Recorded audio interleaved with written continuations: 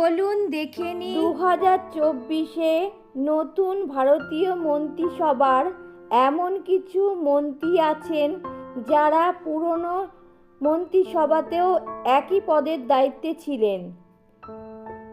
প্রাকৃতিক গ্যাস ও পেট্রোলিয়াম মন্ত্রী শ্রী হরদীপ সিং পুরী, সড়ক ও পরিবহন মন্ত্রী শ্রী নীতিন গডকরি, রেলমন্ত্রী শ্রী অশ্বিনী বৈষ্ণব, শিক্ষামন্ত্রী শ্রী ধর্মেন্দ্র প্রধান, আইনমন্ত্রী শ্রী অর্জুন রাম মেঘওয়াল, অর্থমন্ত্রী শ্রীমতী নির্মলা সীতারামন, বিদেশমন্ত্রী ডাক্তার সুব্রমণ্যম জয়শঙ্কর, প্রতিরক্ষামন্ত্রী শ্রী রাজনাথ সিং, স্বরাষ্ট্রমন্ত্রী শ্রী অমিত শাহ, প্রধানমন্ত্রী শ্রী নরেন্দ্র মোদী।